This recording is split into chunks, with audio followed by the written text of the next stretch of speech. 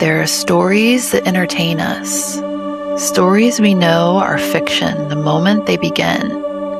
And then there are the stories that feel different, the ones that linger in the quiet after you've finished listening, the ones that make you hesitate before turning off the lights or glance toward the dark corner of your room just one more time. Tonight's tale is one of those stories. Whether it's nothing more than a work of fiction or the kind of story that taps into the fears we all carry deep inside, it's up to you to decide. So lock your doors, silence your phone, and settle in. Because once this story begins, sleep may be harder to find than you expected.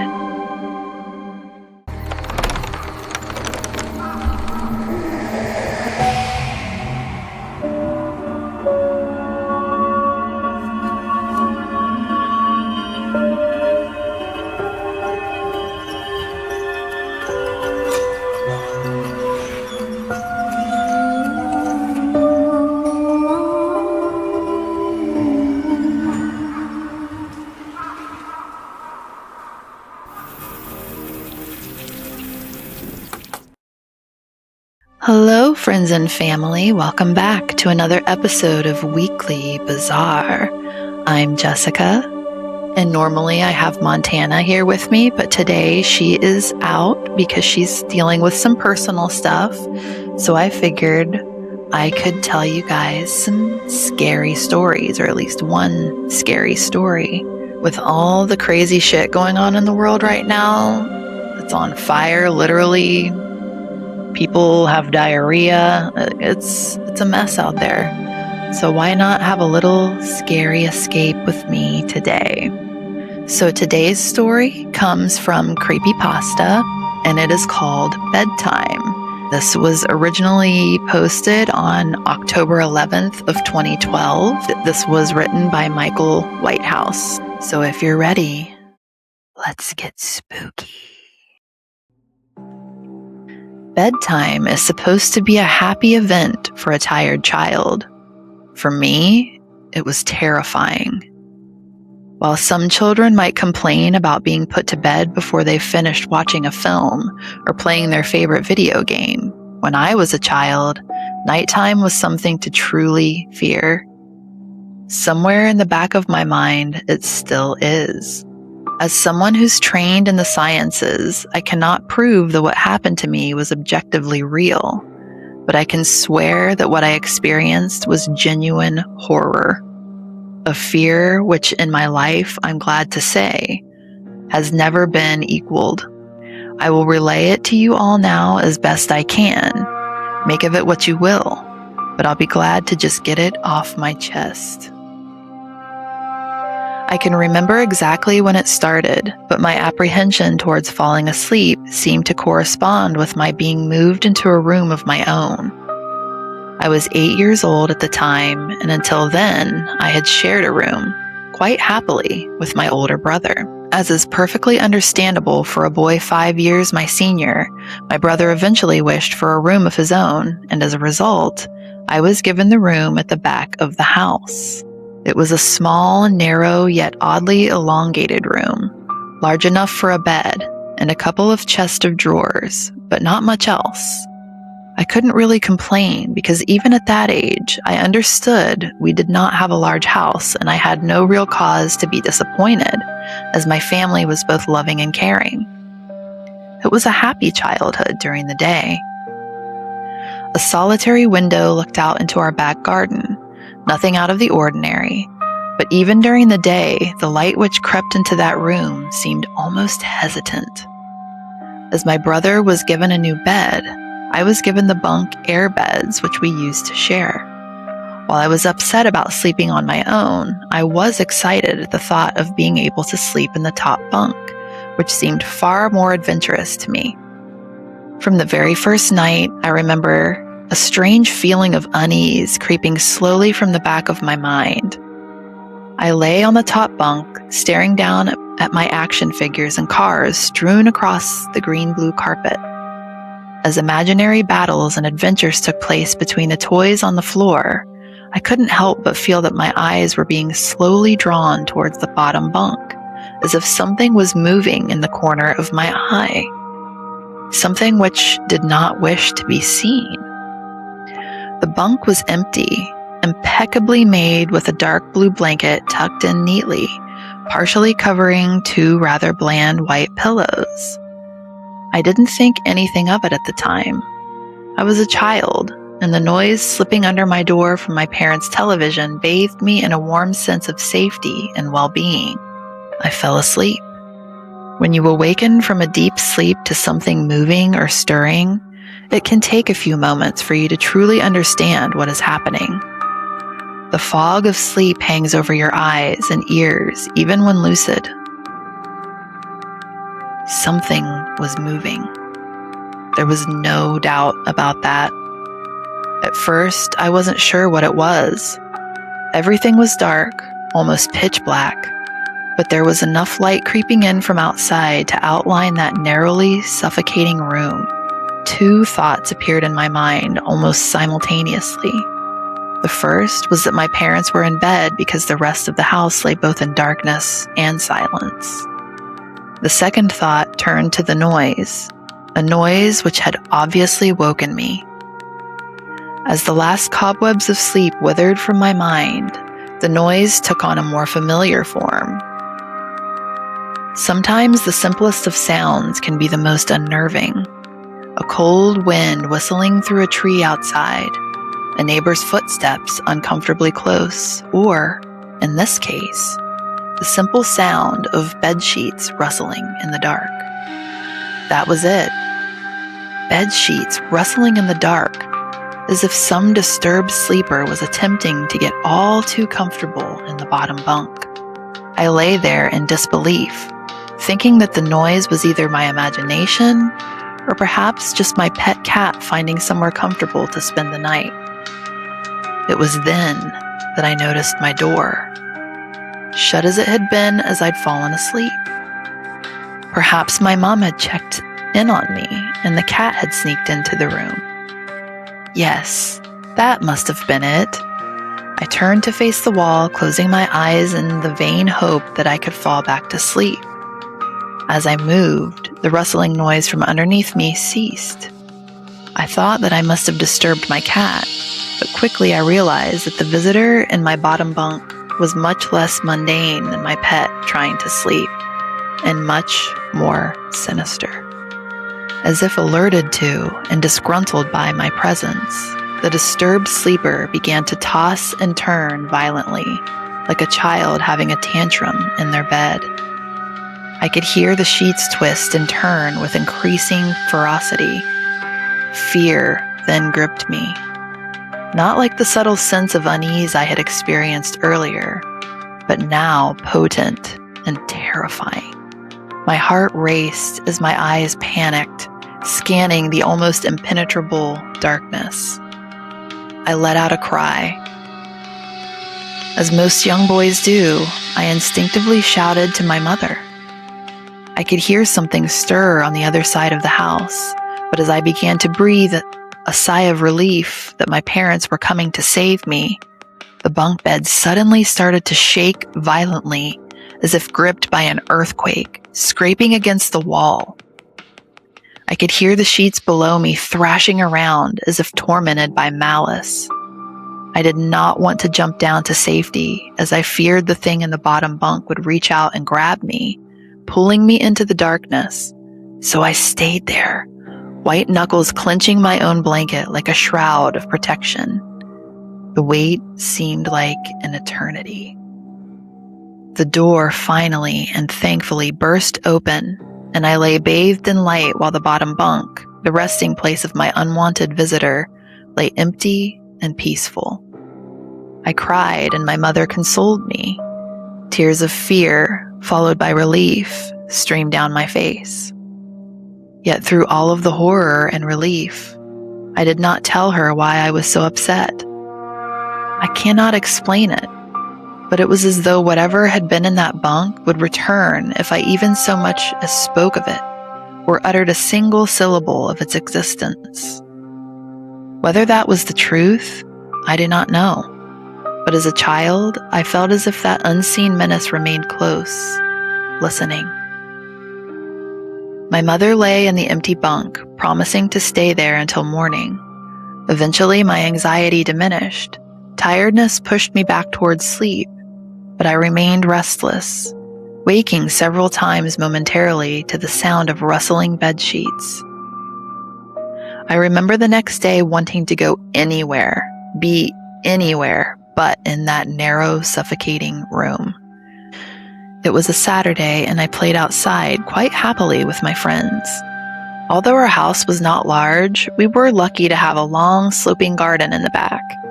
We played there often, as much of it was overgrown, and we could hide in the bushes, climb in the huge sycamore tree which towered above all else, and easily imagine ourselves in the throes of a grand adventure in some untamed, exotic land. Been there. As fun as it all was, occasionally my eye would turn to that small window, ordinary, slight, and innocuous. But for me, that thin boundary was a looking glass into a strange, cold pocket of dread. Outside, the lush green surroundings of our garden filled with the smiling faces of my friends could not extinguish the creeping feeling clawing its way up my spine, each hair standing on end. That feeling of something in the room watching me play, waiting for the night when I would be alone, eagerly filled with hate. It may sound strange to you, but by the time my parents ushered me back to that room for the night, I said nothing. I didn't protest. I didn't even make an excuse as to why I couldn't sleep there. I simply and sullenly walked into the room, climbing the few steps to the top bunk, and then waited. As an adult, I would be telling everyone about my experience. But even at that age, I felt almost silly to be talking about something which I really have no evidence for. I would be lying, however, if I said that this was my primary reason. I still felt that this thing would be enraged if I so much as spoke of it. It's funny how certain words can remain hidden from your mind, no matter how blatant or obvious they are.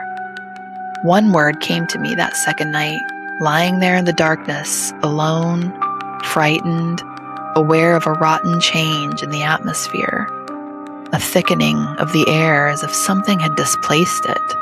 As I heard the first casual twist of the bed sheets below, the first anxious increase of my heartbeat at the realization that something was once again in that bottom bunk. That word, a word which had been sent into exile, filtered up through my consciousness, breaking free of all repression, gasping for air, screaming, etching, and carving itself into my mind. Ghost. As this thought came to me, I noticed that my unwelcome visitor had ceased moving. The bedsheets lay calm and dormant, but they had been replaced by something far more hideous. A slow, rhythmic, rasping breath heaved and escaped from the thing below. I could imagine its chest rising and falling with each sordid, wheezing, and garbled breath.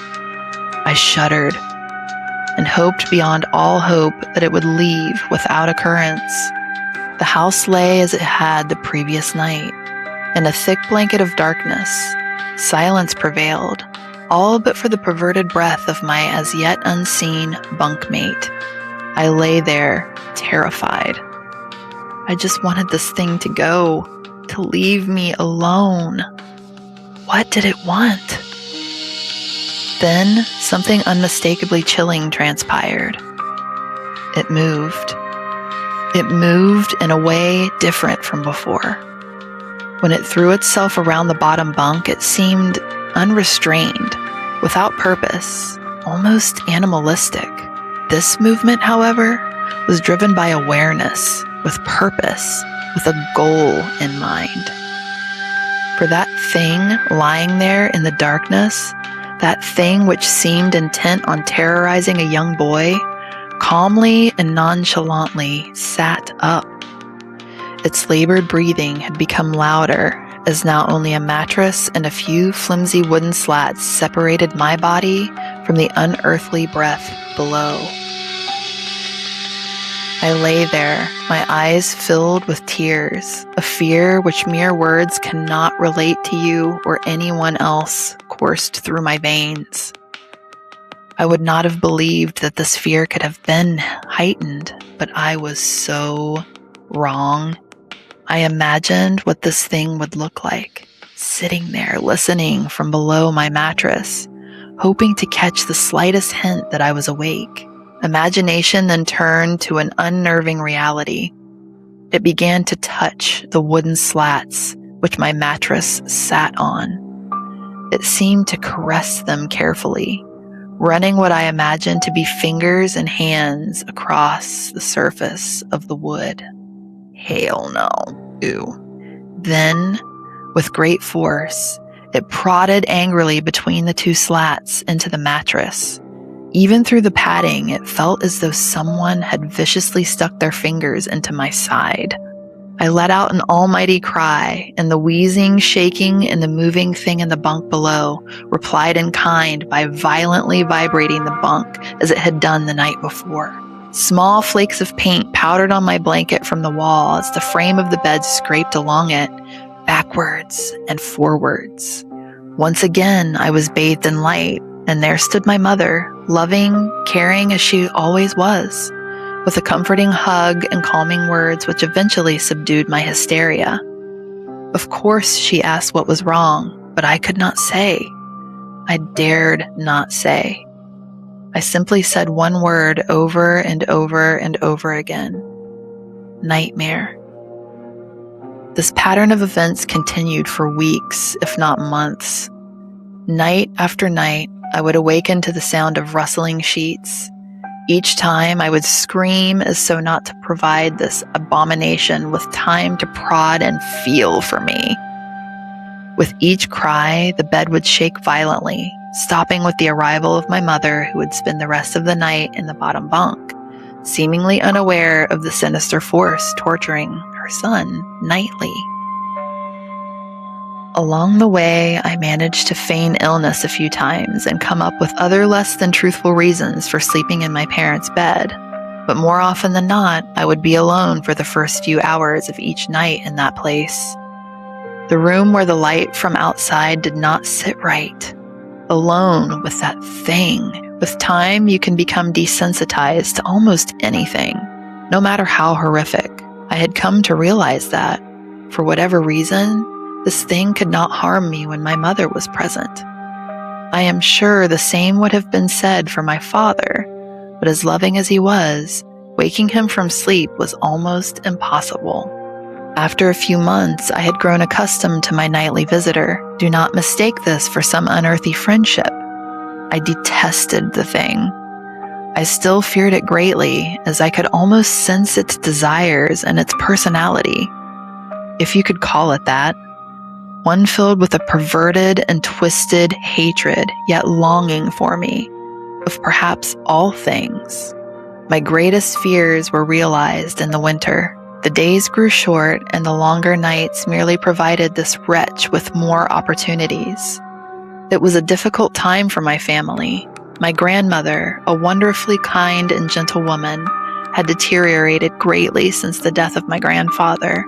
My mother was trying her best to keep her in the community as long as possible. However, dementia is a cruel and degenerative illness, robbing a person of their memories one day at a time. Soon, she recognized none of us, and it became clear that she would need to be moved from her house to a nursing home. Before she could be moved, my grandmother had a particularly difficult few nights, and my mother decided that she would stay with her. As much as I loved my grandmother and felt nothing but anguish at her illness, to this day I feel guilty that my first thoughts were not of her, but of what my nightly visitor may do should it become aware of my mother's absence, her presence being the one thing which I was sure was protecting me from the full horror of this thing's reach. I rushed home from school that day and immediately wrenched the bed sheets and mattress from the lower bunk, removing all of the slats and placing an old desk, a chest of drawers, and some chairs which we kept in a cupboard where the bottom bunk used to be. I told my father I was making an office, which he found adorable, but I would be damned if I'd give that thing a place to sleep for one more night. As darkness approached, I lay there knowing my mother was not in the house. I didn't know what to do. My only impulse was to sneak into her jewelry box and take a small family crucifix which I had seen there before. While my family was not very religious, at that age I still believed in God and hoped that somehow this would protect me.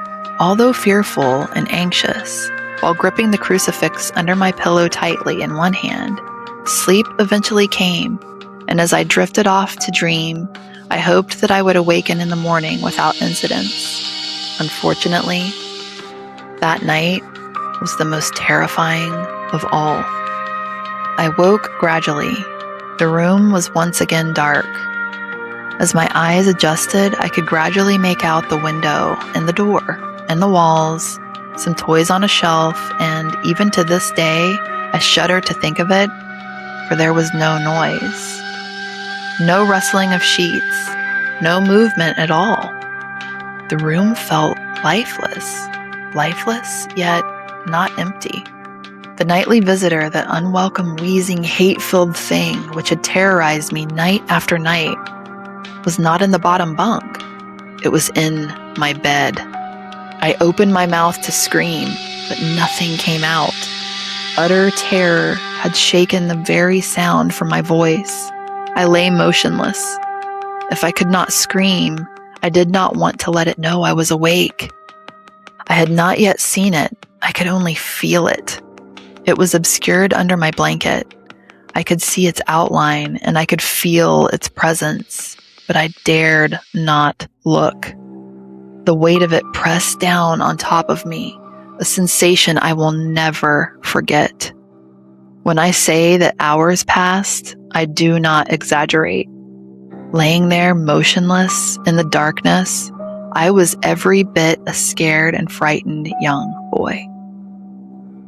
If it had been during the summer months, it would have been light by then, but the grasp of winter is long and unrelenting, and I knew it would be hours before sunrise, a sunrise which I yearned for.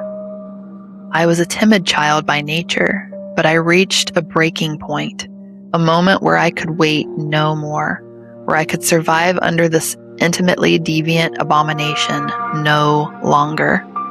Fear can sometimes wear you out, make you threadbare, a shell of nerves leaving only the slightest trace of you behind.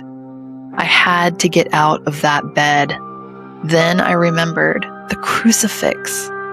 My hand still lay underneath the pillow, but it was empty. I slowly moved my wrist around to find it, minimizing as best I could the sound and vibrations caused, but it could not be found. I had either knocked it off the top bunk or it had, I could not even bear to think of it, been taken from my hand. Without the crucifix, I lost any sense of hope. Even at such a young age, you can be acutely aware of what death is, and intensely frightened of it. I knew I was going to die in that bed if I lay there, dormant, passive, doing nothing. I had to leave that room behind, but how? Should I leap from the bed and hope that I make it to the door? What if it's faster than me? Or should I slowly slip out of that top bunk, hoping not to disturb my uncanny bedfellow? Realizing that it had not stirred when I moved, trying to find the crucifix, I began to have the strangest of thoughts. What if it was asleep? It hadn't so much as breathed since I had woken up. Perhaps it was resting, believing that it had finally got me, that I was finally in its grasp, or perhaps it was toying with me. After all, it had been doing just that for countless nights, and now with me under it, pinned against my mattress with no mother to protect me, maybe it was holding off, savoring its victory until the last possible moment, like a wild animal savoring its prey. I tried to breathe as shallowly as possible, and mustering every ounce of courage I could, I reached over slowly with my right hand and began to peel the blanket off of me. What I found under those covers almost stopped my heart. I did not see it, but as my hand moved the blanket, it brushed against something smooth and cold, something which felt unmistakably like a gaunt hand. I held my breath in terror, as I was sure it must now have known I was awake. Nothing. It did not stir. It felt dead. After a few moments, I placed my hand carefully further down the blanket and felt a thin, poorly formed forearm. My confidence and almost twisted sense of curiosity grew as I moved down further to a disproportionately larger bicep muscle. The arm was outstretched, lying across my chest, with the hand resting on my left shoulder as if it grabbed me in my sleep. I realized that I would have to move this cadaverous appendage if I even so much as hoped to escape its grasp. For some reason, the feeling of torn, ragged clothing on the shoulder of this nighttime invader stopped me in my tracks. Fear once again swelled in my stomach and in my chest as I recoiled my hand in disgust at the touch of straggled, oily hair. I could not bring myself to touch its face, although I wonder to this very day what that would have felt like. Dear God, it moved. It moved. It was subtle, but its grip on my shoulder and across my body strengthened. No tears came, but God, how I wanted to cry. As its hand and arm slowly coiled around me, my right leg brushed along the cool wall which the bed lay against. Of all that happened to me in that room, this was the strangest. I realized that this clutching, rancid thing, which drew great delight from violating a young boy's bed, was not entirely on top of me. It was sticking out from the wall, like a spider striking from its lair. Suddenly, its grip moved from a slow tightening to a sudden squeeze. It pulled and clawed at my clothes as if frightened that the opportunity would soon pass.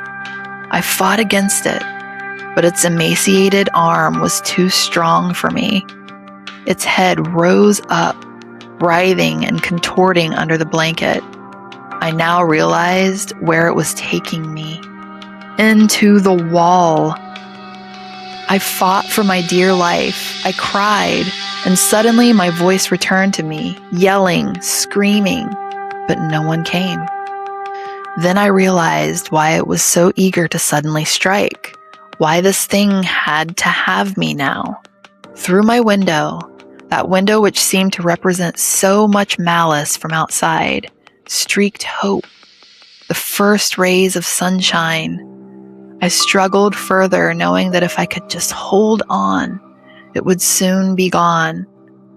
As I fought for my life, the unearthly parasite shifted, slowly pulling itself up to my chest, its head now poking out from under the blanket, wheezing, coughing, rasping.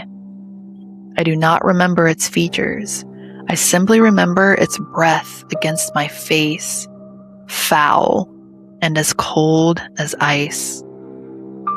As the sun broke over the horizon, that dark place, that suffocating room of contempt was washed, bathed in sunlight.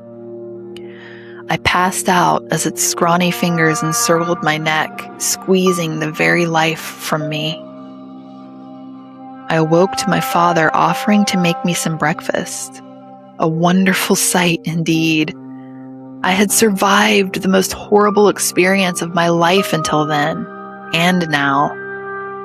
I moved the bed away from the wall, leaving behind the furniture I had believed would stop that thing from taking the bed. Little did I think that it would try to take mine and me. Weeks passed without incidents. Yet one cold, frostbitten night, I awoke to the sound of the furniture where the bunk beds used to be, vibrating violently. In a moment it passed. I lay there, sure I could hear a distant wheezing coming from deep within the wall, finally fading into the distance. I have never told anyone this story before. To this day, I still break out into a cold sweat at the sound of the bedsheets rustling in the night, or a wheeze brought on by a common cold, and I certainly never sleep with my bed against a wall. Call it superstition if you will, but as I said, I cannot discount conventional explanations such as sleep paralysis, hallucination, or that of an overactive imagination. But what I can say is this. The following year, I was given a larger room on the other side of the house, and my parents took that strangely suffocating elongated place as their bedroom. They said they didn't need a large room, just one big enough for a bed and a few things. They lasted 10 days. We moved on the 11th. Part 2.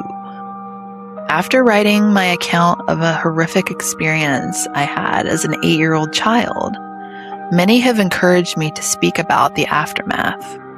I've been hesitant to do so as I have felt unsettled since I broke my silence.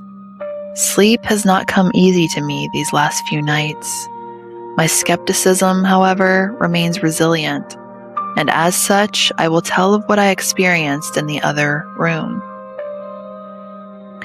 This won't be as long, as what occurred only took place over a few days, but that was more than enough for me. If you recall, after that unwelcome nightly visitor left me, I was moved into another bedroom a year later. This room was much larger than the previous one and had a warm and welcoming atmosphere to it. Some places feel bad. The room before felt foul, but this one did not. Thankfully, I was given a normal bed. The previous one was taken apart and thrown out. A welcome sight, I might add. I loved my new room. I enjoyed the space for all of my toys. I was happy that the place was large enough to have my friends drop by. But most of all, I was relieved to just be out of that uneasy, foreboding part of the house. On the first night, I slept more soundly than I had done for a long, long time. Of course, I still moved my bed several feet from the wall. I told my mother that I and my friends liked to use the gap between the bed and wall as a hiding place when we were playing. I actually refused to sleep with my bed against the wall either since I was a child. Guess I'm not the only one. I awoke the next day feeling refreshed and relaxed. As I lay there watching some of my favorite cartoons on a small portable television, I noticed something odd. An old dark brown armchair, which had always been there, sat at the foot of my bed, large and looming. It was frayed and worn, having been given to us as a part of a suite by my cousin. But it had been used many times even by then. The chair itself was not unusual, but what unsettled me was that I could have sworn that before I had went to sleep, the chair had been facing away from the bed. Now in the cold light of day, the chair was facing me. I assumed one of my parents had moved it while I slept, probably looking for something which had been left there before we switched rooms. The second night was not as restful. It was around 11 p.m., and I could hear my parents' television from the other side of the house. The room was largely in darkness, the only illumination an orange hue drifting through my window from the streetlights outside. I lay there content until I heard something quiet, yet unmistakable. At first, I thought it was the sound of my own breath exhaling and inhaling as I rested. But when I stopped for a moment, the quiet, almost inaudible sound of someone else in the room breathing in and out did not cease. It continued rhythmically and without pause. I lay there in the darkness, but while I was still recovering from the terror instilled in me from my experiences in my previous bedroom, I was not entirely afraid. The breathing was so distant and unlike the wheezing I had heard during my encounter with that thing in the wall that I remained calm. And even at that early age, I believed that it was so subtle that it was probably my imagination playing tricks on me. Still, I took no chances. I stepped out of bed, walked across the room, and turned the light on. The sound had gone. I stared at the old worn armchair facing the foot of my bed, which was within reaching distance of where I slept, and turned it around to face the other way. I had no real reason to do so, but something about it sitting there filled me with dread. The third night, I was not so fearless. Again, I awoke in darkness. Lying on my back, I stared up at the ceiling, which seemed to happily absorb the dim orange light from the street. The tree outside my window swayed in a calm breeze, casting a strange collection of improbable moving shadows across the room. I could hear nothing but the long and distant hum of the city's night traffic. Just as I began to drift back into sleep, I heard it. A creak from the bottom of my bed, as if something had moved or shifted its weight on the floor. I raised my head, peering through the darkness, but saw nothing strange. Everything sat as it had done throughout the day. Nothing was out of place. I cast my gaze across the room. Some comics on the floor, a few boxes which had still to be unpacked, the armchair unmoved, still facing away from the bottom of my bed. There was nothing sinister here. I was now fully awake, glancing over at my television, considering whether or not to enjoy some late-night TV. I'd have to keep the volume low, of course, as my older brother would hear it in the next room and no doubt tell me to switch it off. Just as I sat up fully in bed, I heard it again. A low creak accompanied by a sound. The sound of the slightest of movements. I looked again at the room. The dim orange shadows cast by the leaves hanging by my window now took on a more menacing form. I still saw no reason to be afraid. I stared at the chair at the end of my bed and saw nothing unusual about it. It's quite common for the mind to take a moment to fully come to terms with what it's seeing. It takes time to put the full horror of what's in front of you together into a moment of cold, bitter realization. Yes, I was staring at that old worn armchair in the dark, but what I was also staring at was the person sitting in it. In the dim light, I could only see the outline of the back of its head, the rest obscured by the spine of the chair. I sat motionless, staring, praying, hoping that my eyes were being misled by their surroundings. The slow creak of movement as it shifted in its battered throne chilled me to my very core. This was no mere trick of the dark. Then it shifted onto its right side. I knew what it was doing. It was turning to look at me. It was difficult to make out, for even in that room it seemed darker than everything around it. I saw what looked like a collection of long fingers slip over the crest of the chair, and then another. The room was silent, but for the sound of this thing shuffling in its seat and the crash of my racing heart. At first, I could only make out the outline of its forehead, but then it began to rise up, revealing 2 pinpoints of light in the dark recesses of its deeply set eye sockets. It was staring at me. I screamed, and within a moment, my brother and mother came into the room, switching the light on, asking if I had had another bad dream.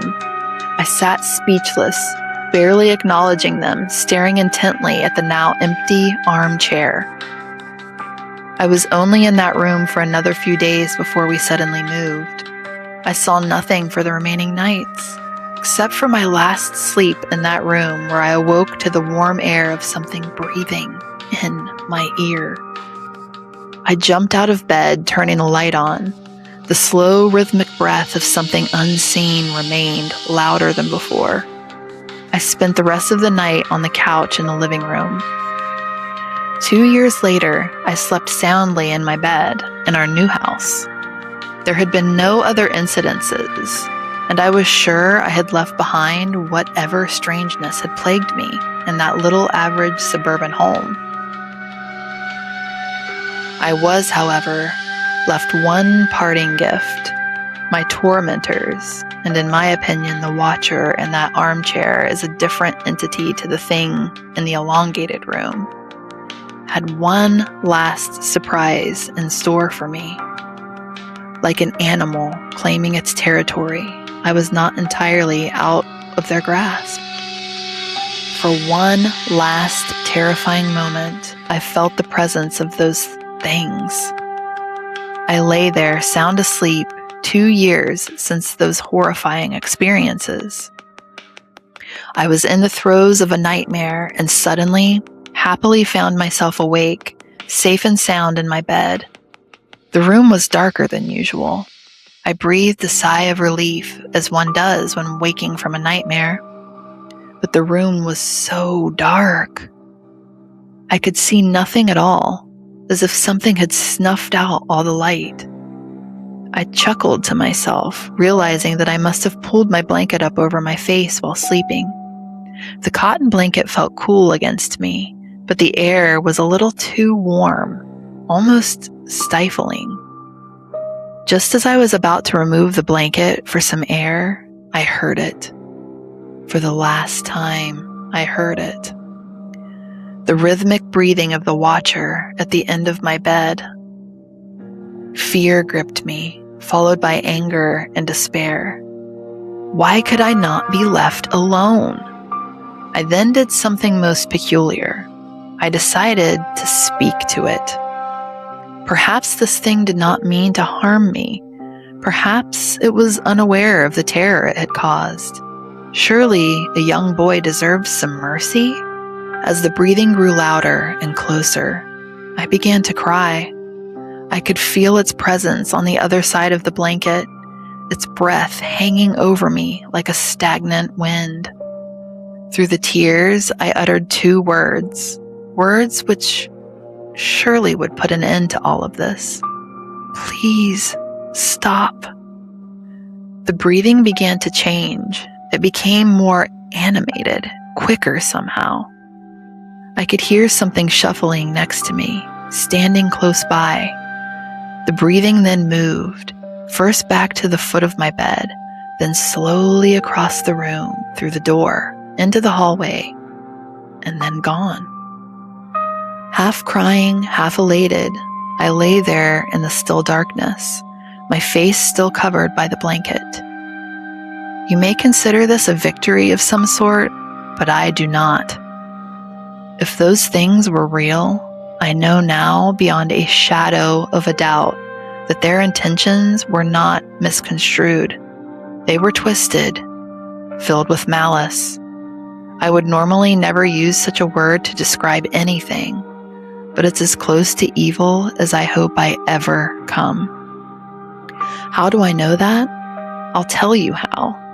Moments after that thing seemed to have left the house, something pressed forcefully down on top of me, pushing the blanket with great strength against my face. I could feel a large hand with long, thin fingers wrapping the covers around my skull, its nails imprinted upon me like razor-sharp ridges. I managed to slide down into the gap between the bed and the wall, quickly making my escape, clambering and screaming out of my room, waking my family. Make no mistake, That thing in the darkness tried to smother me to death. Part 3. My fears realized. A few days ago, I submitted 2 nightmarish accounts from my childhood. Perhaps you best read them to truly comprehend what has befallen me. I had been compelled to silence, gripped by the irrational fear that somehow, even after all of these years, should I speak of it, that those things would seek me out and once again wreak havoc on my life. In the name of science and reason, I confronted those fears and set out to vanquish those tormented memories once and for all by sharing them with others, exposing them for what I had believed they were, the delusions of a troubled child. I have held on to my skepticism and rationality for dear life. I have allowed them to define me. But this morning I was presented with verifiable physical evidence. Evidence of what I do not know, but it cannot be ignored. And it seems strange to me that the last few days have been so tainted by apprehension and misfortune after finally breaking my silence that I can no longer rely upon entirely conventional explanations. In the wake of sharing those traumatic experiences I had as a child, I have been plagued by an overwhelming sense of unease. Initially, I attributed this to the fear I had experienced in simply recounting and reliving those terrible events in my mind. But as the days passed, it felt like so much more. A feeling of impending doom consumed my every thought. While sleep came to me, rest did not. Each morning I awoke, my nerves on edge, as if deprived of sleep for an age. Nothing overtly frightening happened during the first few nights. No visitation, no unwelcome bedfellows, no wheezing breaths reaching out from deep within my bedroom walls. But I had that distantly familiar feeling of not being alone. Do not misunderstand. I did not sense someone in the room with me. I did not hear, smell, or feel anything remotely supernatural. But throughout my days and nights, I have sensed something subtle, almost on the periphery of my awareness. The feeling that something is on its way, something is coming. Like the first few stagnant blasts of air from a subway tunnel, heralding the arrival of a lurching, unstoppable monstrosity, surprising yet unexpected. My sense of unease grew with each passing day, pushing its way under my skin, deep into my mind like some form of cancerous infection. I tried to focus my attention on various writing projects in a vain attempt to fill my mind up to the brim with other thoughts, hopefully leaving no room for those contaminated memories, but those thoughts came to me nonetheless. My anxiety gained momentum until I could think of nothing else. I had to do something. I had studied psychology for years at university. With this, I knew that anxiety is often the result of a loss of control, and that one of the most effective ways to combat it is to empower oneself. This is what I intended to do. Call it foolhardy, but I was going to go back to that place, that house where those terrible events took place. I was going to confront those memories and expose them for what they were: nonsense. It was an hour's drive to my old home, but it was one filled with elation. I was confident, at ease, happy. I was in control now, and nothing was going to get in my way from showing that the place I had feared my entire life was nothing but an average, humdrum, harmless little suburban house. Gleefully negotiating the country roads and then motorway, I finally made it to the city. Gradually, the streets began to take on a familiar appearance. My memories of playing in that neighborhood came flooding back to me. A play park with my favorite slide, an ash pitch where we used to play football, My schoolyard filled with hide and seek and friendships long since abandoned, but never forgotten. My mind wandered through those memories like a prodigal son walking home, wandering so much so that before I realized it, I was pulling into the street where I had once lived. The road was long and disappeared far into the distance, finally entering into a sharp, blind turn. It was an old neighborhood and had been planned and built long before the advent of the car. This was evident by the narrowness of its roads, creating a strangely claustrophobic feeling, as if the houses on each side rose up, leering at passers-by. I slowed my speed and cast my eye over each house that I passed. It was a uniform place, with every house looking not dissimilar. My heart suddenly began to beat faster as a cold chill crawled up my spine. There it was. There was the house. It was late afternoon and the street was quiet, almost lonely. I stared at that little place, wondering how such an ordinary home could have instilled so much fear in me. I had initially intended to only look at the house from afar, confirming it to me as a material construction entirely explicable and removed from anything uncanny. But as I parked, I took a deep breath, and before I knew it, I was out of my car, walking toward that old metallic gate, its once bright floral shapes now darkened by age, flaking deep green paint revealing nothing but rust beneath. I ran my fingers over its uneven top, and with a subtle gasp, I pushed it open. Walking along the path, I was shocked at how disused the garden was. I thought to myself, how much of a waste of a good lawn it was, which was all but obscured by a thick mosaic of weeds and other invasive species. But as I neared the house, I realized why. It was unoccupied. Once again, a shudder crept through me. But as my anxiety rose up, I crushed it with my rational mantra. The simplest of explanations is usually the correct one. I assumed that due to the current economic climate, that the house had probably just been on the market for some time, and that the owner wasn't too aware of the old sentiment, the first bite is with the eye. But as I looked around, I could see no for sale sign, nor one to let. It genuinely seemed as though this house had been forgotten, abandoned, and left to rot. The windows at the front of the house were filthy, and as such, almost impossible to see through. But as I wandered around to the back of the building, I could see more clearly inside. I would have imagined that a house such as this one would be empty, but on the contrary, it was entirely occupied by the trappings of a modern life.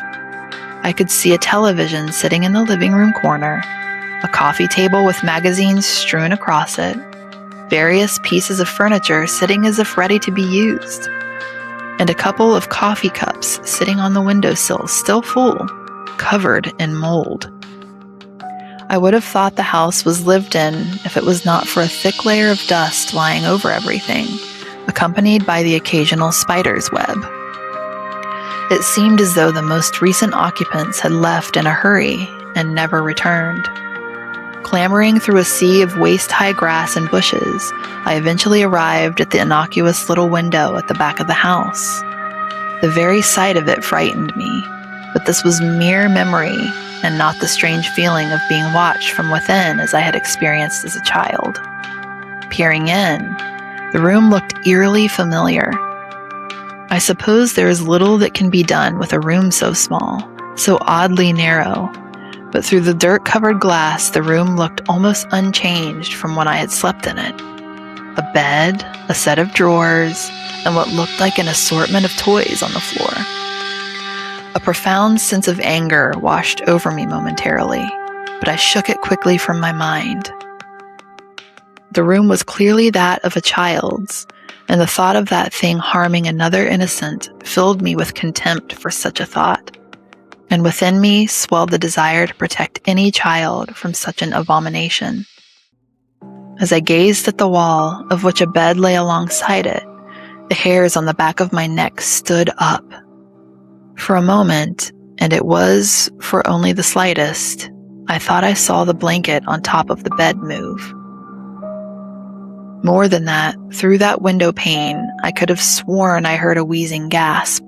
Closing my eyes tightly, I repeated another scientific mantra. Science does not owe its debts to imagination. Opening my eyes, I saw nothing but an empty bedroom. No foul spirits, no unearthly things, just a room. No more, no less. I breathed a sigh of relief, as if all was well with the world for the first time in many days. You may think that it was wishful thinking, but I genuinely felt that I had shown myself that there was nothing to be scared of, other than my overactive imagination. It was starting to get dark, and I wanted to be home before the night. Filled with confidence now that my anxieties were behind me, there was one last thing I needed to do. When we had left the house, we did so in a hurry. As a child, it was disorienting, even frightening to leave everything I knew behind. But there was one thing left which I always wondered about. At the bottom of the garden stood a sycamore tree, which looked to be even older than the house. I was amazed at how unchanged it was. I had grown up, gone on to pastures new, but the old sycamore still stood, wise, warm, almost friendly in its appearance.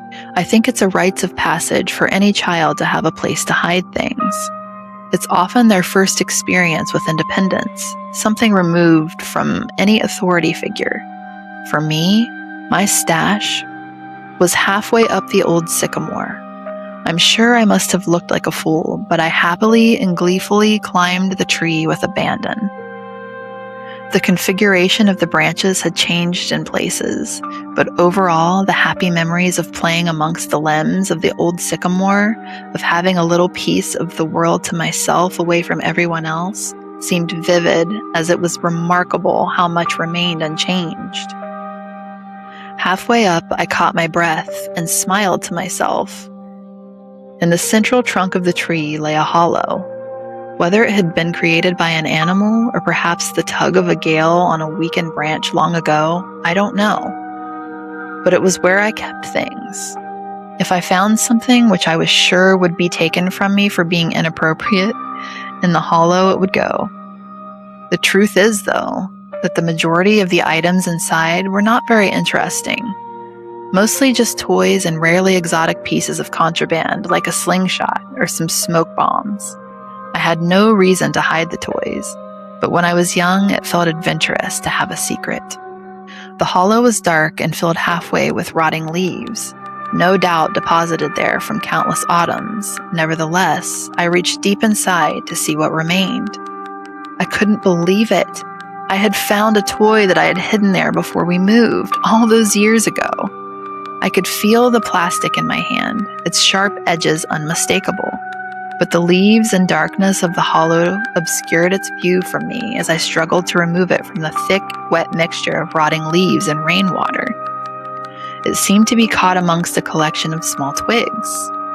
The reason I was so excited was that I knew when we moved that I had left one of my favorite toys behind, a small plastic First World War British soldier.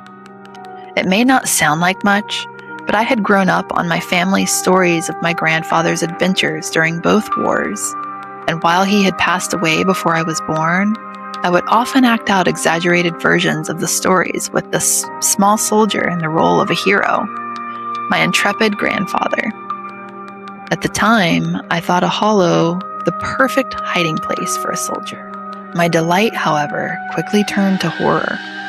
I felt sick to my stomach, for as I pulled the soldier out, I realized it was not my toy, but something else entirely. Stuffed into the back of the hollow amongst the sludge, and now in my hand, was the skeletal remains of a small animal. The bones crunched together in my grip as the few small flakes of hair and flesh left on it petrified between my fingers. I almost lost my balance as the rotten and potent smell of death escaped through my moist grasp, invading my senses. I climbed back down carefully, dejected. There was nothing else in the hollow. My toy was gone, probably taken by another child during the subsequent years.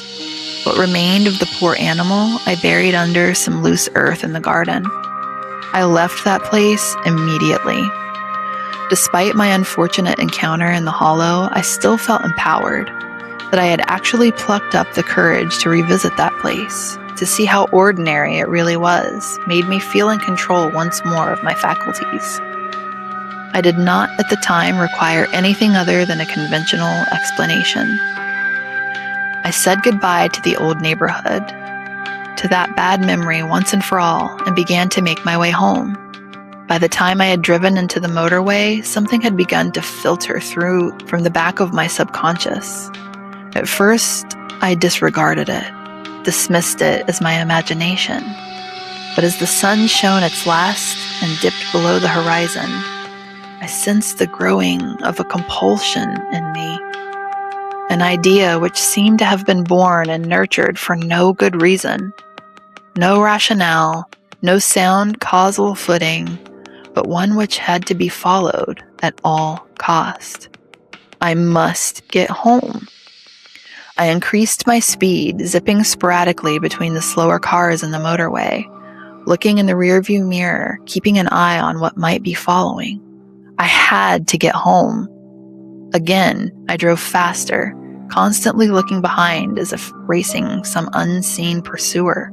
70, 80, 100 miles per hour. I tore along the road. I beeped. I yelled. The sweat lashed off of me. What was happening to me? Please, just let me get home. White-knuckled, I finally made it off the motorway and onto the country roads which would lead directly to my town. The roads were narrow and wound around the now bleak and ominous countryside.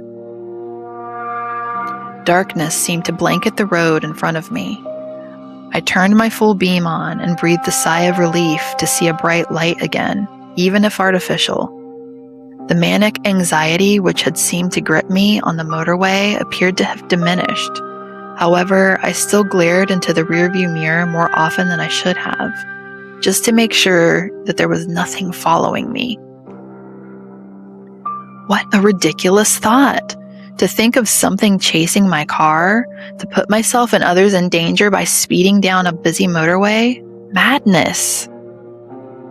But still, madness or not, I had felt compelled to get away as quickly as possible, and even though I had managed to collect my nerves, the loneliness of the road I was on fueled my yearning for my own town, my own street, my own bed. Nervously, I traversed the web-like winding roads which seared through the countryside, feeling relieved at the first sign of a lamppost, of civilization, and of the boundaries of my town. I pulled up outside of my house, switching the engine off, and sat for a moment in silence. I had to stop all of this nonsense. Things coming out of walls, watchers smothering me at night, looking into someone's window like a prowler, all of this was lunacy. Tomorrow I would start afresh. No more writing about my childhood experiences, no more reliving of dread-filled nights. Just getting back to normal, carrying out my work, spending time with my girlfriend, and most of all, reaffirming my belief, faith, and confidence in science and rationality. Okay, Christian, if you know, you know. Then the thing in the back seat leaned over, grabbed me by the shoulder, and breathed the foul, rancid breath from deep inside its lungs down the back of my neck. I scrambled for the front door, my arms flailing around looking for the lock. Fear possessed me, shook me. A fear I remembered all too well. A fear from all those years ago, lying awake at night in the sickening room. The inside of the car had grown much colder, but that was nothing compared to the icy fingers burrowing into my shoulder. I honestly thought I was going to die, that this thing would finally get its way after all this time. The door handle popped in my panicked grip, and I fell out of the driver's seat onto the pavement. For the briefest of moments, I thought I caught a glimpse of something in the back seat, vague, the form of an old man, yet twisted and distorted, grinning from ear to ear. Luckily, there was no one around. As had there been, I would have appeared a mad fool, for the car was empty. I grabbed the keys from the ignition and booted the door shut with my foot, locking it for the night. I staggered down the path and into my house. I'm not going to lie to you, but I drank myself to sleep last night. You may recall that I said I have evidence, actual physical evidence of something unnatural. You might be wondering what that evidence is. Well, I could say that it was the marks on my shoulder that made me shudder with fear, or I could tell you that my bedroom window lying prized open this morning by what looked like claw marks has left me dreading tonight or any other. But no, none of that scared me as much as what I saw today upon waking. Sometimes the most frightening of messages are the most simple, for lying on my chest as I awoke this morning was a toy soldier. The soldier I had hidden in that hollow all those years ago returned to me as an adult, bitten in half. Part 4. Something wicked this way comes. Last night was the most heart-wrenching and frightening of my life, so much so that I can barely bring myself to contemplate it. By now, I will have submitted what occurred during my visit to that cursed place I once called home, a visit which heralded the return of my childhood fears. No matter what foul thing befell me then, nothing could have prepared me for last night. After waking up to the chilling sight of that toy soldier, bitten in half, I found that the window to my bedroom was slightly ajar. On closer inspection, it looked entirely as if the window had been prized open from the outside. The latches were bent back, out of position as if subjected to an unrestricted, unbound brute force. From the outside looking in, I could see 3 indentations where the unwelcome housebreaker had used some kind of tool to leverage the window unnaturally away from its latch. What was peculiar about the markings was that they seemed to cut across the outside of the window frame like an old, uneven razor, unlike a crowbar or other implement which would have merely left a dent where it had been used as a wedge to force the window open. Nothing had been stolen, and I attempted to rationalize the markings on the window as human-made and not claw-like as they appeared to be. The toy soldier returned to me so violently I could not explain. My heart sank at the very thought of it. I knew it was a message, but it seemed to me to be more of a twisted joke, announcing the arrival of my childhood predator, rather than something to be puzzled over or interpreted. I spent the morning checking each room of my house and its contents. Nothing was missing. I could only hope that whatever the fiend had been in the back seat of my car the previous night, that it had only wished to frighten me one last time and then be on its way. Perhaps its reach would be weakened so far from my childhood bedroom. It's all too easy for any sane person to persuade themselves that a traumatic event is something more benign, but in this instance, I could not. That broken toy was not a mere joke, but a promise that it would return for what I did not wish to know. My thoughts naturally tumbled inwards and back to those terrifying nights I had as a child. I was now reintroduced to the apprehension of bedtime, the longing for the day, and the anxiety of the night. Like an old and relentless enemy, my fear grew throughout the day, festering inside of me, leading to strange and ominous thoughts about the consequences of unwittingly bringing that thing home. Do not misunderstand me. My fear was not simply for my own safety. As a child, I believed that my nightly visitor was transfixed and consumed by wanting me, but I did not feel that my loved ones were in any danger. This, however, had changed. I did worry. This time, I did feel nothing but fear for my loved ones because, you see, I do not live alone. My girlfriend and I moved in together over 2 years ago. I've caused enough damage now that I do not wish to speak her name and will simply refer to her as Mary. Mary and I have had a happy existence, and in fact, we were very much in love. This coming Christmas morning, I was going to propose to her, but that beautiful moment has now been bitterly taken away from me by that rancid abomination.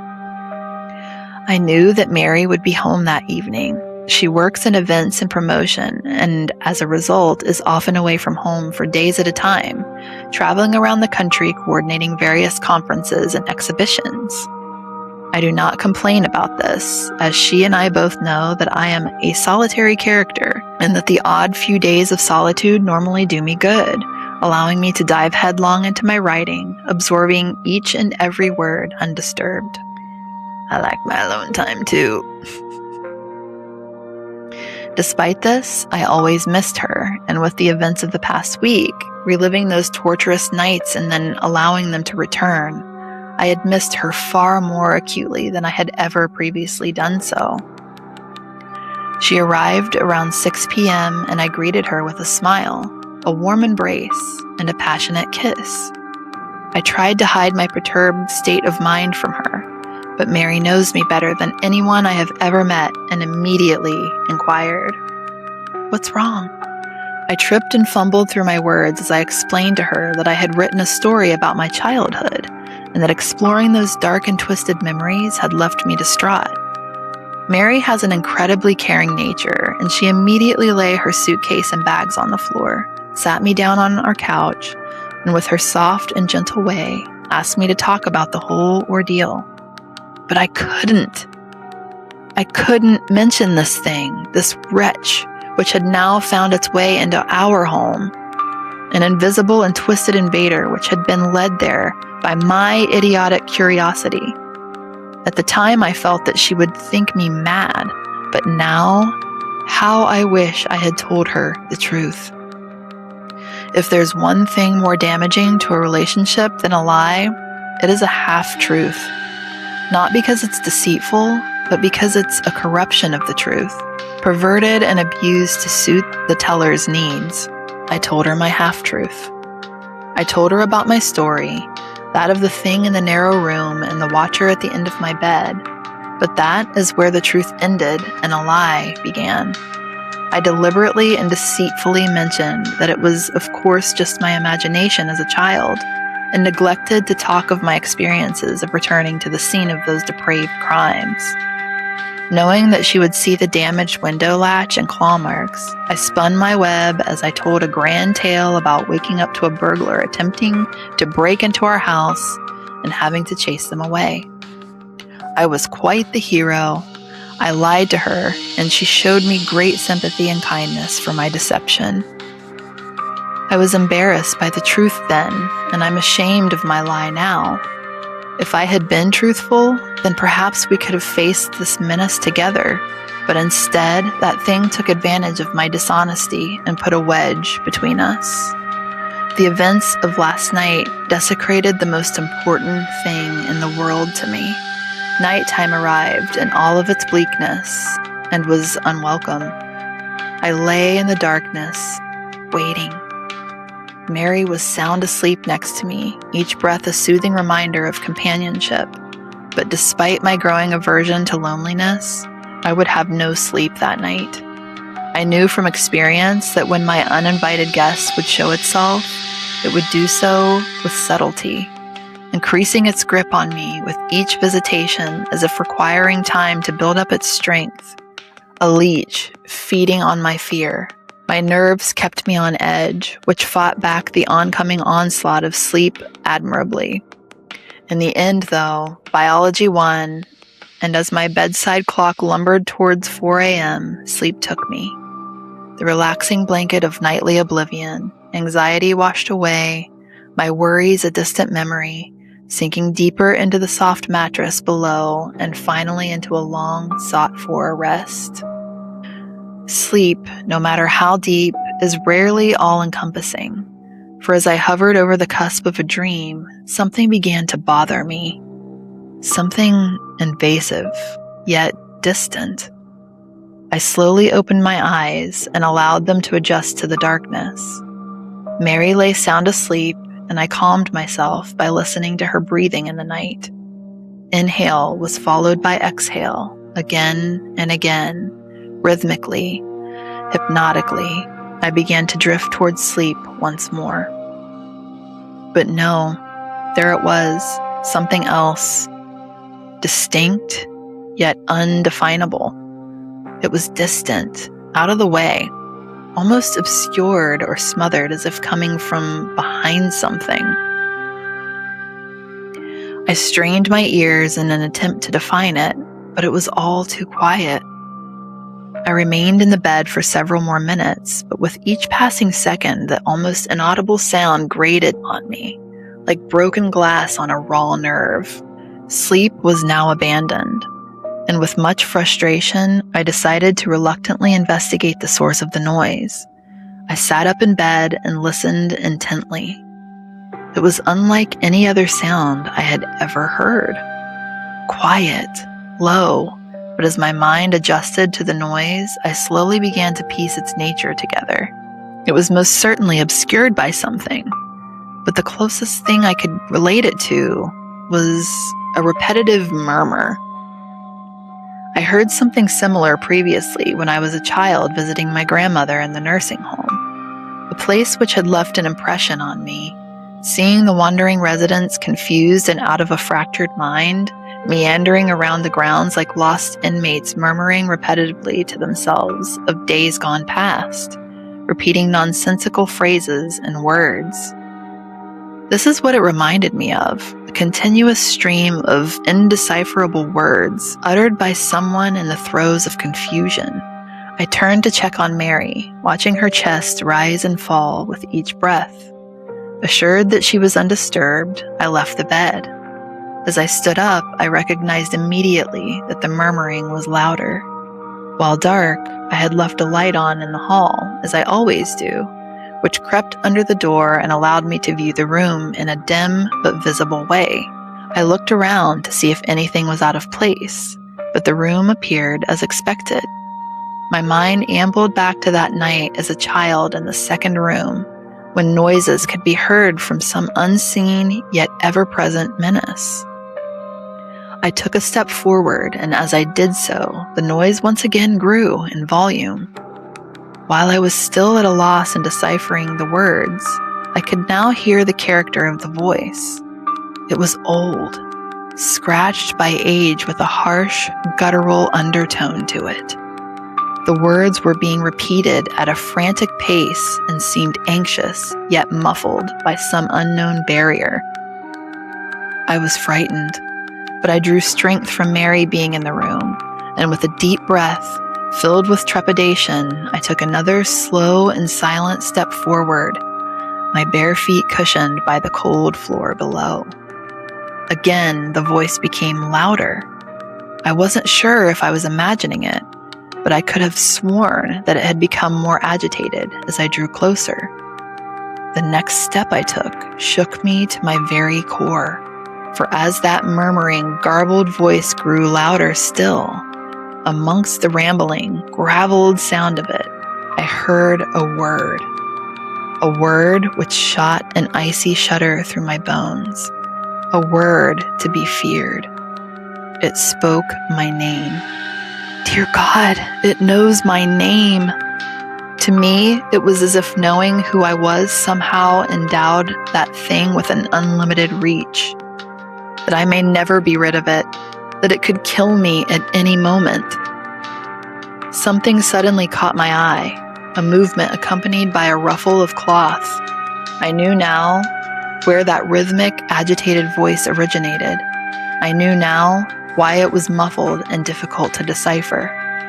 I could now see it, only a few feet in front of me, standing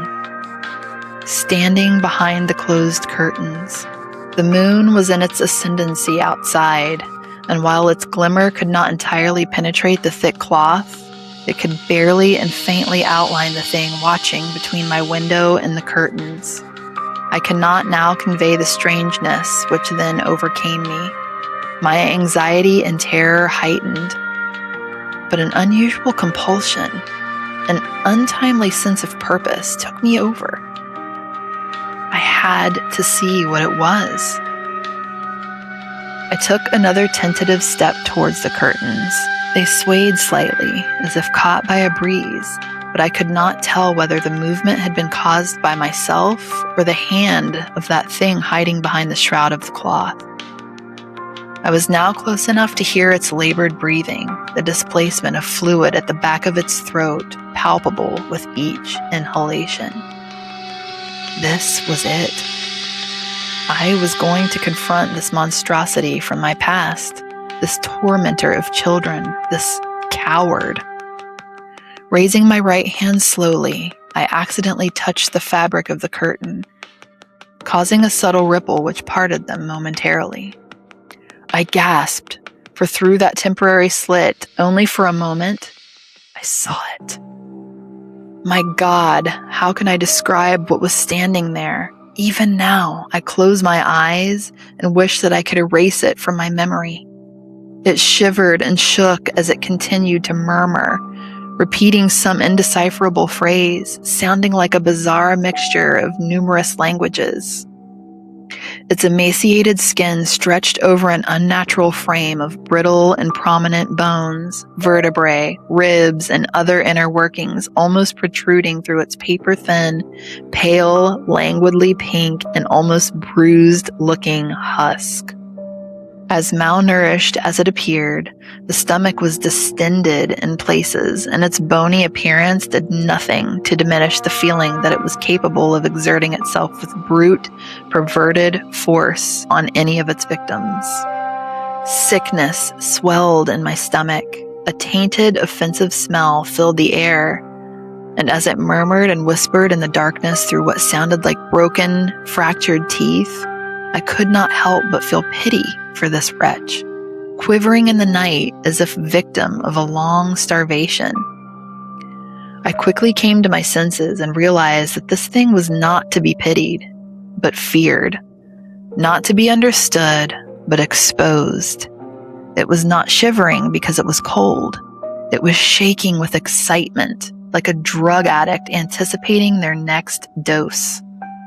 Standing there, contemplating what I had just seen between the curtains, I once again prepared myself to remove its shrouded, clothed protection and to reveal it for what it was, a cold-hearted vandal, a prowler of the worst kind, a deviant festering in its own delectation. As I once again raised my hand to draw the curtain, something caught my attention. Its incessantly confused, gravelly, and inarticulate whispers squeezed through that broken mouth and uttered the three most terrifying words I have ever heard. Look behind you. A cold breath slid down the back of my neck. Momentarily, I froze, but love is a powerful motivator. Had I been on my own, fear would have taken me, shaking any possibility of resistance from my mind. But with Mary sleeping soundly in the same room as that thing, shielding someone I loved from that wretch was my only thought. I turned around slowly, and as I did so, I could hear it wheezing, gasping, groaning for air. At a quarter turn, I could smell its breath. The stench of death hung in the air, plague-like and foul. Then I heard another voice. It was not that horror in the darkness, but Mary. She let out a scream which startled and distressed me to my very core, a scream which will haunt me for the rest of my days. I turned quickly and laid eyes on it, but it wasn't behind me. It was on the bed. It writhed and rasped, wheezing in delight, its bony spine curved with the anguish of countless years protruding through a ragged, torn piece of cloth which hung loosely over its torso, in a vain attempt to appear almost human. But was it human? Had it once been human? Or was it something so vile, so despicable, so utterly and sorrowfully contemptible that no man or woman could ever attempt to quantify or understand it? I sprung forward toward it, grabbing, hitting, pulling at that thing with every ounce of my strength, its loose skin slipping through my hands. It squeezed and forced Mary's face into the pillow with glee, as its other limbs arched and contorted, tearing at her nightdress, running its long, starved fingers over her naked body with its sordid caress. Mary's screams were muffled by the pillow as I began to fear that she was being suffocated. I shouted, I yelled, I pleaded with that thing to leave her alone, take me, to do anything it wanted, but that only served to animate the fiend to even greater depths of depravity. It was hurting her, cutting her, my beautiful Mary. Suddenly, it stopped attacking her, but it still kept one of its brittle, gangly, and gaunt yet weighted hands on the back of Mary's head, pushing her face further into the pillow. I had my hands around its putrid neck, trying as best I could to strangle the beast, but my efforts were in vain. Its scrawny frame bellied its overpowering strength. I watched in sickly disbelief as it began to run its cadaverous fingers through Mary's hair, slowly and almost with affection. I could now hear the twisting and cracking of bone, the popping of cartilage, the snapping of tendons. Thank God it was not coming from Mary. I was now on its back with my arm wrapped around its throat, my chin rubbing against the abrasive skin of its shoulder. As its spine dug sharply into my stomach, it twisted its head in an entirely inhuman way. Its neck clicked and groaned under the strain with every arthritic movement, as if hindered by 1,000 years of rigor mortis. It was now looking at me. I have heard it often said of some people that they cannot see the forest for the trees, but now I truly appreciate that sentiment. So close was I to its black, icy stare that I could not take in its surrounding features. I increased my grip. I swore, I screamed. I would have torn its throat out if I could have. But it was all in vain as it continued to run its scrawny fingers through Mary's hair nonchalantly while looking at me. I don't think I will ever truly recover from the sound which seeped out through what I assumed to be its approximation of a grin, a wheezing sigh, a grunt, something which sounded very close to a sinister, otherworldly laugh. As its face touched mine, its eyes stared deep into me. Not even my reflection was returned. 2 looking glasses into a sanctuary for the dark, devoid of light, happiness, and love. It was staring as if it wished to say something, as if it was trying to communicate a simple idea to me. Malice. With a wrenching, stuttering, and violent movement, it tore an entire fistful of hair from Mary's head, leaving behind an open wound. Then it was gone. Mary did not scream, she merely whimpered. I turned the bedside lamp on, but no words of care or sympathy could console her. She wept uncontrollably. The bed was soaked in blood which had seeped out from the numerous scratches on her back and a large cut where an entire section of her hair had once been. I hugged her, told her that everything would be all right. Then she looked at me. Looking at her tear-filled eyes, I knew what she thought immediately. She thought I had attacked her, that I had done those terrible things to her. Of all the experiences I have had, the look of betrayal, disgust, and contempt on Mary's face will remain the most painful. She is gone. After composing herself, she gathered up some things and left. I tried to explain. I tried to tell her everything that had been happening, but she would not listen. Who would believe such a preposterous story? She simply said that she would not call the police, but that if I ever attempted to contact her again, she would do just that. To her, I was the aggressor, not that thing. As she left, she turned to look at me one last time and then burst into tears.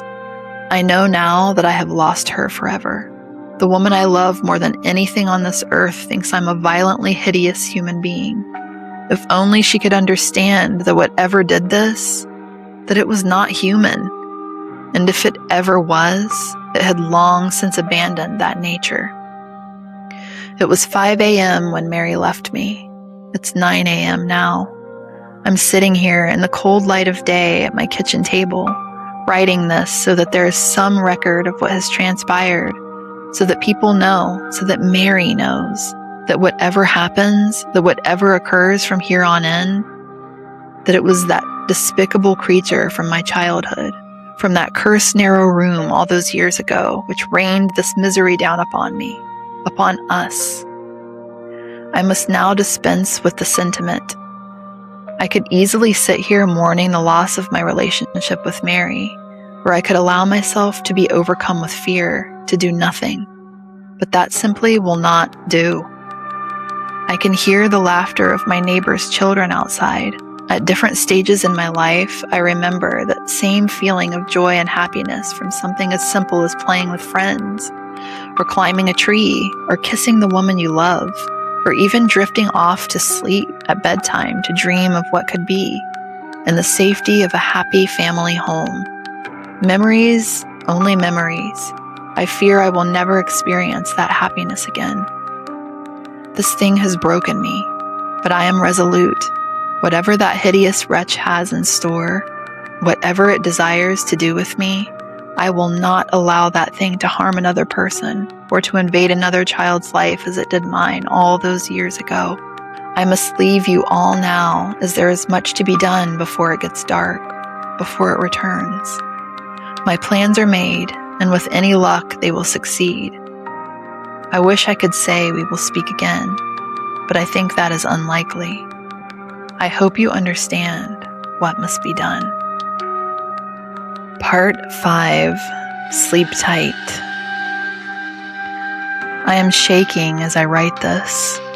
I was released by the police less than 2 hours ago, and I'm compelled to record the events of the past day and night as quickly and as accurately as I possibly can. In some ways, I want to forget, but I know that I cannot. I know that I should not. For my own sanity, I must divulge what has happened. It is far too important. Should I ever allow myself to be swayed by the mechanical, rational nature of the world once again, these words should serve to remind me that what is unseen is both mysterious and frightening. After Mary left, I knew that I had lost her forever, but rather than be consumed by depression and inaction, I was invigorated by one purpose, by one thought, by one idea that I knew I had to carry out. I had to destroy that thing, for I could not allow the chance that it may one day hurt my loved ones or desecrate the innocence of another child. I also knew that I faced death, but feeling that I had already lost everything, that was a small price to pay.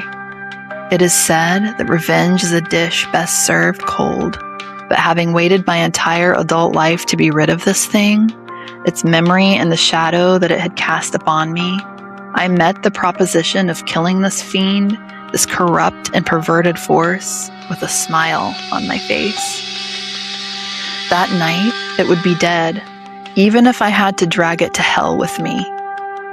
Busying myself for the next few hours, I packed a bag and wrote a letter to Mary and my family explaining what had happened and that they weren't to blame. I phoned my mother and father, then my brother, just to hear their voices one last time. But I did not let on that I thought I may never speak to them again. My mother's intuition led her to ask if everything was all right. I smiled and told her I loved her before reluctantly saying goodbye. At about 7 o'clock, I made my way out to the car. The sun had already set and the street seemed eerily quiet, as if the scene of an unattended funeral. I sat in the driver's seat, leaving the door on the other side open, awaiting my most unwelcome passenger. By 9 o'clock, nothing out of the ordinary had occurred. The place remained deserted, and the cold night air flowing through the open door was beginning to bite. As I sat there, contemplation echoed through my mind. I ruminated on the nature of the cadaverous parasite. One question rose out of the sea of thoughts, towering above all else, unmoving and continuous. Can you kill something which is already dead? I did not know if this was a thing of the grave or some unworldly specter which could be considered alive in some way, but just as I was reevaluating my plan, there it was. It was subtle at first, but there was a small, almost indistinguishable shift in the suspension of the car. Had it been any other circumstance, I would have put this down to a gust of wind pushing and pulling at the chassis, but I was all too familiar with that feeling from all those years ago, as the bunk bed would shift slightly with that thing climbing into the bottom bed. I knew its foul calling card. The air grew denser, as if contaminated by some nearby corpse. It was in the car with me. Unseen, yes, but there nonetheless. As I heard the slightest of whispered breaths from the back seat, I leaned over and calmly closed the passenger door. I turned the key in the ignition, and as I pulled out of the street, I could have sworn I heard a quiet yet distinctly malicious snicker, as if something mocking me. Did it know what I had planned for it? Our destination was not far, but the roaming hills through which our taken country road penetrated rose up and diminished with regularity, a stark reminder of the ominous isolation of night. Occasionally, on the way, I could hear something from behind, but I refused to look for that thing in the dark. Patience. It would not be long before I would confront it. The irony hit me. I was worried about scaring off the same thing which had terrified and tortured me as a child. I had to be resilient, and so drove carefully and calmly through the countryside, swamped by darkness, hoping that my unearthly passenger would not suspect me. I arrived. The wheels of the car struggled and slid on the undergrowth as I headed off the narrow country road. The landscape had opened up as I looked at the broken and rotting trees around me. I felt that it was fitting to come to this bleak place in the cold night, to destroy the bleakest of things. The land suddenly came to an abrupt end. A cliff etched out from the old quarry, looking deep into the black waters of the lake below. The cliff edge was relatively flat and had in fact at one time housed a road which had subsided into the lake decades earlier. The local kids would tell stories about the vengeful ghosts of their killed during the subsidence, but they were just stories, or perhaps they weren't.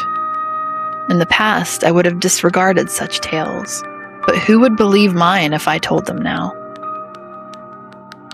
I switched the engine off and parked several meters away from the cliff edge, switching off any lights and composing myself for what would come.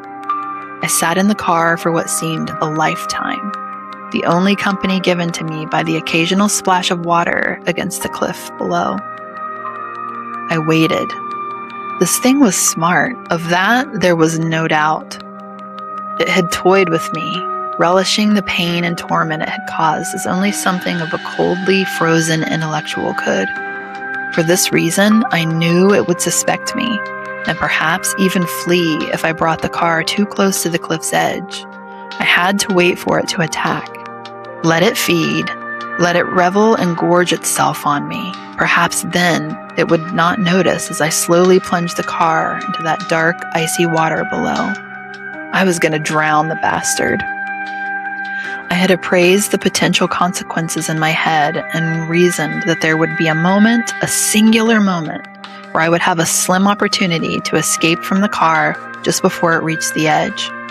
Mary and I used to go there occasionally, a place to be together away from everything else, and it didn't look nearly as stark during a summer's day.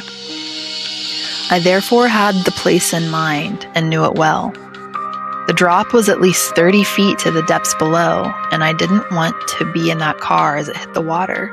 nor trapped inside with that abomination. I waited.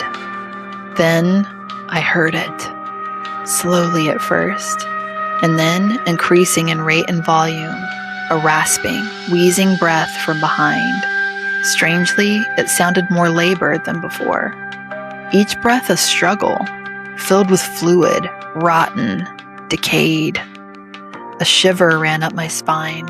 A rank, foul smell began to fill the air. The breath drew closer from behind. My heart began to race, beating hard and fast as I looked up and saw the windscreen begin to ice up from the inside. I could see my breath, a natural thing indeed, but what was unnatural was the breath visibly moving across my face from the side.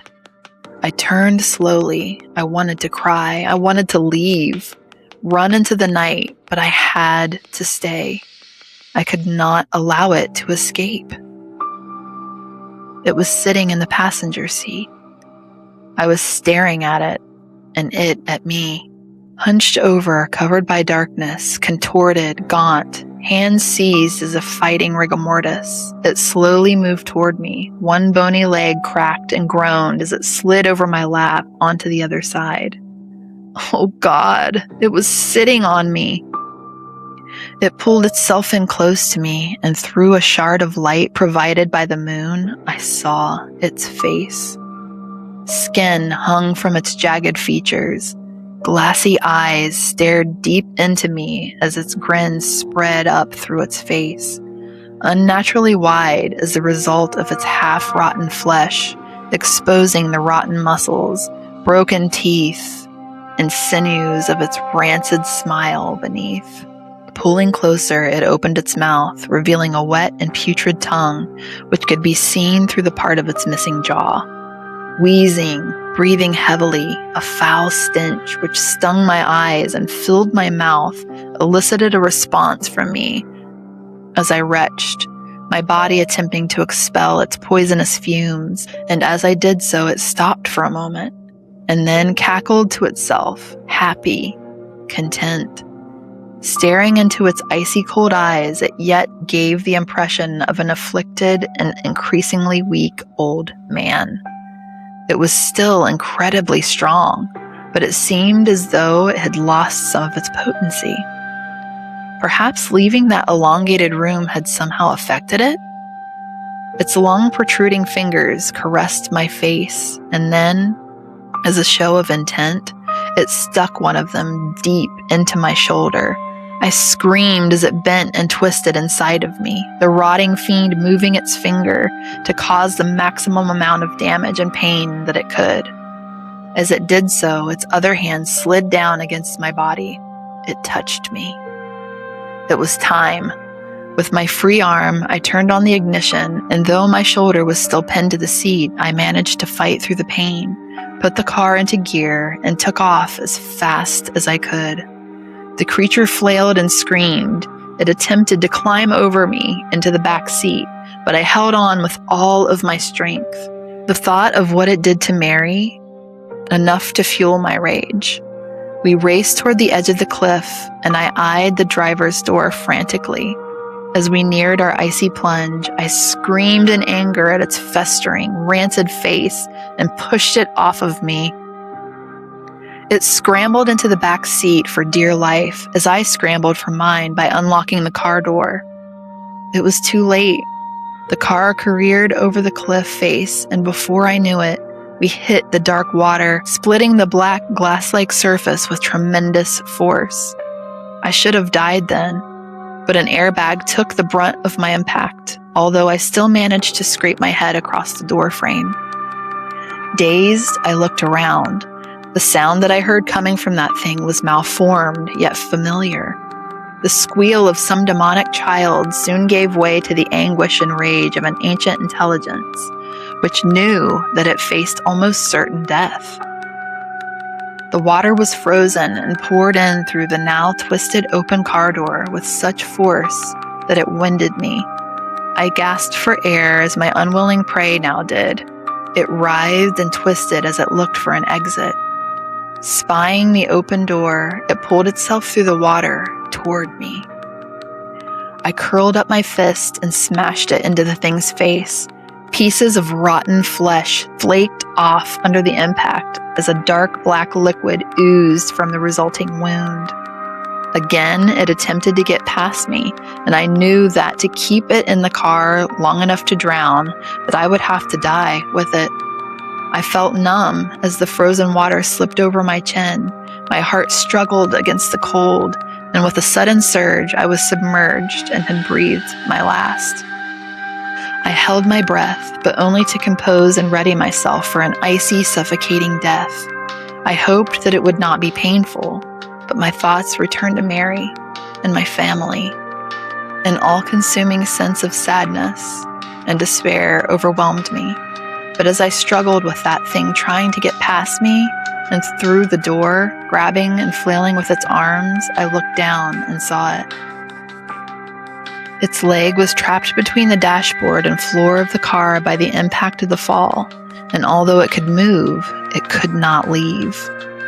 I turned immediately for the door. I could barely see but a foot in front of me in that black water, but there was enough moonlight to light my way. Just as I got to the door, the wretch grabbed hold of me and pulled me back to it. It had given up all hope of escaping, but it wanted to drown me with it. We fought for what felt like an age in that cold, bitter grave as the car slowly sank deeper and deeper into the darkness. I could now feel my body pleading with me to take a breath, to exhale my last gasp of air and then inhale the frozen water. I am happy to say that I used my wits to get out of such a horrible fate.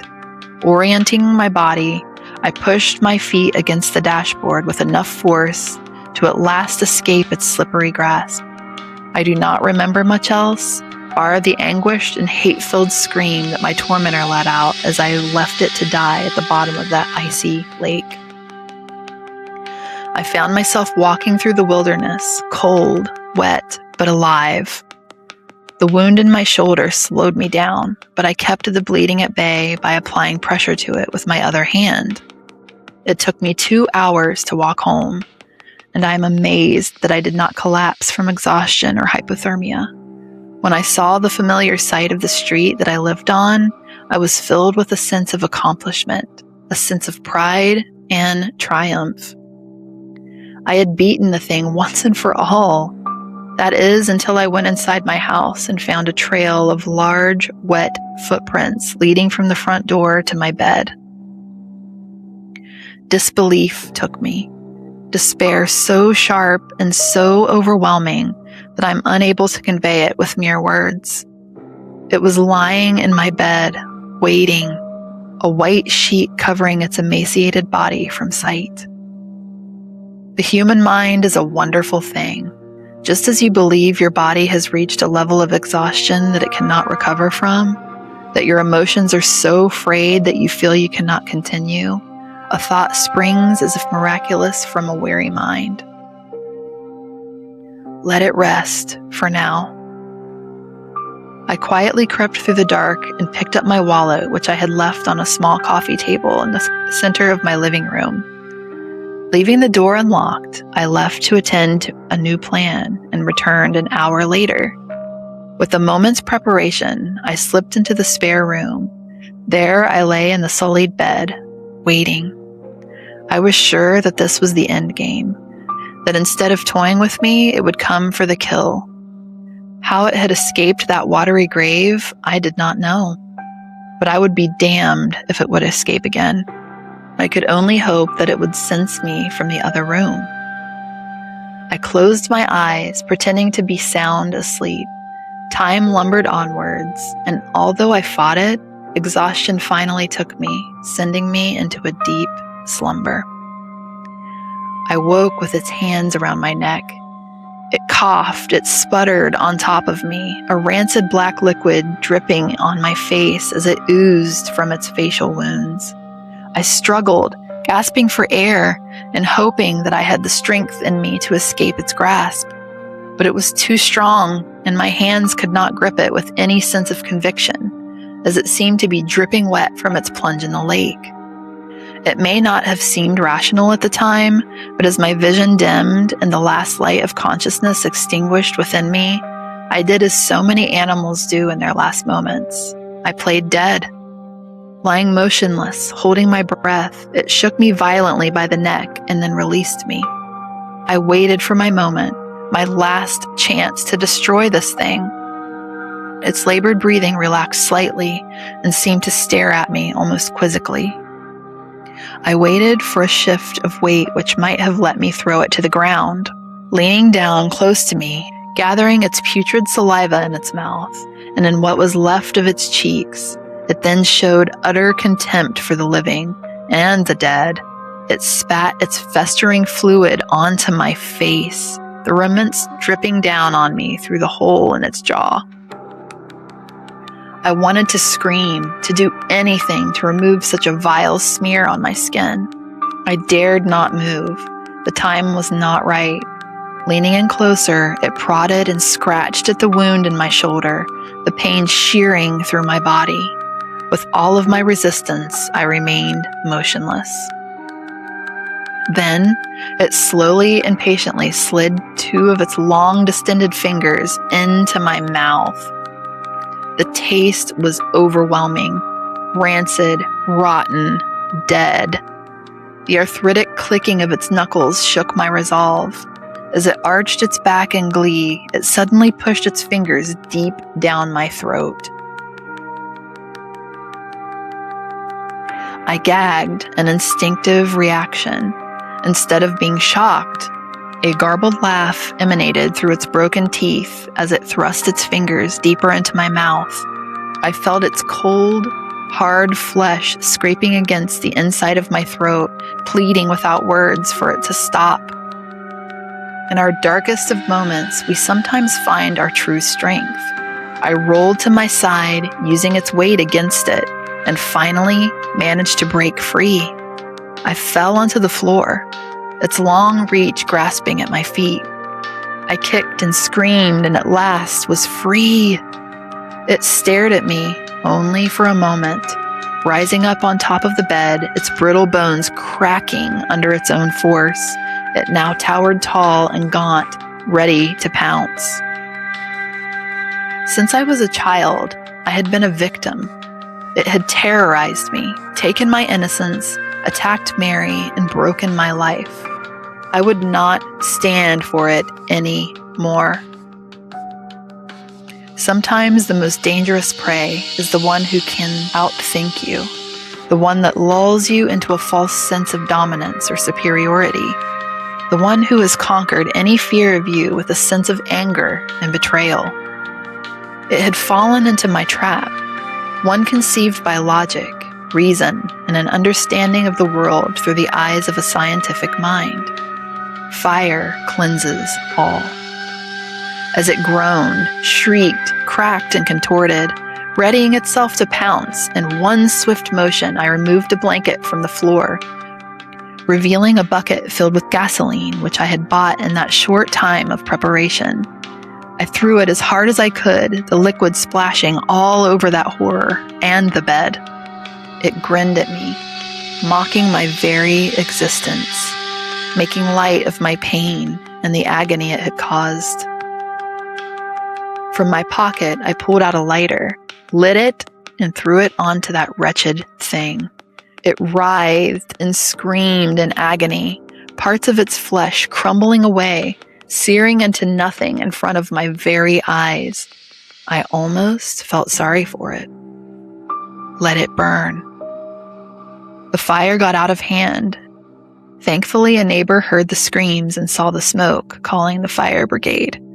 I remember nothing of how I escaped. I spent several hours in hospital being treated for light smoke inhalation and painful burns on my hands. It still hurts as I type, but as with many superficial wounds, they will heal. Perhaps there will be a few scars, but I can live with that. The police arrested me shortly afterwards, believing me a murderer. They suspect that I killed someone in that fire and find it entirely suspicious that I have a deep wound in my shoulder and scratches over my body. I've been told not to stray far in case they wish to ask me further questions, but they can ask away. I doubt they'll believe my answers. They found no remains nor any evidence that something else was there, bar a strange outline of a figure etched deep into the bed and wall. It looked as though whatever had been there attempted an escape, but I do not think it accomplished this. A weight has now been lifted from my shoulders, one which I now realize was always there, since I was a child, in fact. I believed that thing had an effect on me, even from a distance, and now that it's gone, I feel whole again. I am devastated that I've lost Mary, and my house can be written off as I'd probably be charged with arson after they realize I started the fire, which means I can kiss goodbye to any insurance claim. My hands ache, as does my shoulder, but my spirit does not. I am writing this from a hotel room. It's small and unassuming, but it will suit my purpose. Tonight, I intend to sleep and dream, as I did as a child before that wretch invaded my life. I believe that it was my rationality which saved me, my logical thought which allowed me to destroy such an evil, but I will never escape the conclusion that there is much more to life beyond the veil, out there in the darkness. It is a world I have seen and do not care to revisit, but tonight I will rest, and tomorrow I will build my life again with the confidence that my unwelcome guest is gone forever. I can feel it. I know it. It will take time for me to adjust, and perhaps my mind will play a trick or two along the way. It is difficult to abandon the paranoia of a lifetime. I must learn to accept my safety once again. I refuse to be looking over my shoulder for the rest of my days, but I will always be cautious, as I was when I was in the hospital this morning, lying on a bed in a quiet ward. I thought I felt the bed shake for the briefest of moments, but I know that it was just my imagination. I am glad I have written down my experiences. It has illuminated much about myself to me, and most importantly, should anyone ever, God forbid, find themselves in a similar situation, then maybe you will know what to do. Now, it is bedtime, and I must rest, for I have never known a weariness such as this. Good night, and sleep tight. Thank you all so much for joining me for another episode here on Weekly Bazaar. We truly appreciate each and every one of you. You mean the world to us. You can find us on all the social medias at Weekly Bazaar Podcast. You can email us if you have any suggestions of stories that you'd like us to share, weeklybazaarpodcast@gmail.com. You can support us on Patreon at patreon.com/weeklybazaar. We do banter over there. We show our blooper reels, which we have an abundance of, believe me. And I should probably hop off of here because, as you can tell, I'm losing my voice. But stay safe, stay spooky, take care of yourselves, and take care of each other. It's crazy out there right now, guys. We will see you in a week. And if it's weird, we're going to talk about it. Bye, guys.